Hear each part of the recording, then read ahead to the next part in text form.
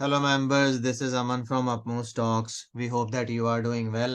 तो जिस स्टॉक को हम लोग आज डिस्कस करने वाले हैं स्टॉक एनालिसिस में, इसका नाम है first source solutions limited. FSL के नाम से पॉपुलर है ये स्टॉक।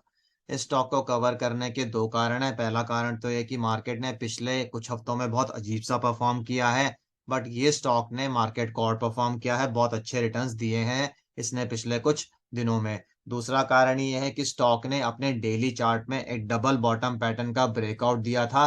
3 फरवरी 2023 को आप देख सकते हैं कि इस वाली कैंडल ने इस डब्ल्यू पैटर्न का ब्रेकआउट दिया था, और इस ब्रेकआउट को देने के बाद क्लोजिंग भी दे दी थी।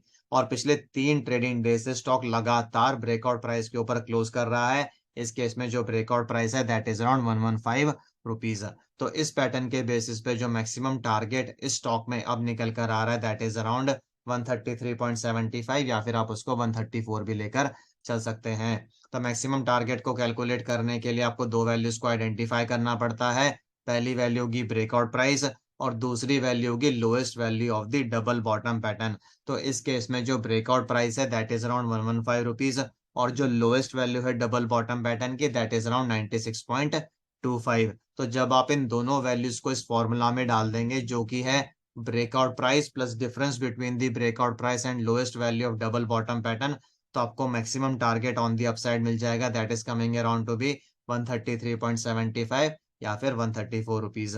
तो जो ब्रेकआउट प्राइस है वो है 115 रुपीज, और जो लोएस्ट वैल्यू है डबल बॉटम पैटर्न की दैट इज 96.25। आपको सिर्फ इन दोनों वैल्यूज को इस फॉर्मूला में डाल देना है, आपको मैक्सिमम टारगेट मिल जाएगा ऑन दी अपसाइड। तो हम मान लेते हैं कि स्टॉक लगातार इस ब्रेकआउट को होल्ड करता रहता है आने वाले दिनों में, यानी कि 115 के ऊपर क्लोज करता रहता है। तो इंटरमीडिएट टारगेट्स या फिर रेजिस्टेंस लेवल्स कौन कौन से होंगे? तो जो पहला इंटरमीडिएट टारगेट या फिर रेजिस्टेंस लेवल इस स्टॉक में निकल कर आ रहा है वो है 122 रुपीज का।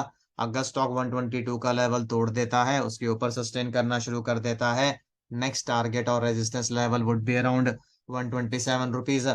अगर स्टॉक 127 का लेवल भी तोड़ देता है, उसके ऊपर सस्टेन करना शुरू कर देता है, next target would be around 133 rupees, जो कि लगभग हमारा मैक्सिमम टारगेट निकल कर आ रहा है। तो बेसिकली दो ही मेजर इंटरमीडिएट टारगेट्स या फिर रेजिस्टेंस लेवल्स इस स्टॉक में है।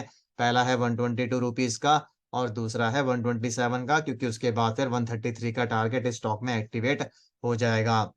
इस स्टॉक में देखने वाली बात यह भी है कि अगर स्टॉक एक बार 136 के लेवल को तोड़ देता है, तो फिर ये स्टॉक 140 का लेवल भी टच कर सकता है, और उसके बाद ये 144 के लेवल को भी टच कर सकता है। बट उसके लिए इंपॉर्टेंट ये है कि स्टॉक पहले हमारा मैक्सिमम टारगेट अचीव करे 134 का या फिर 133.75 का।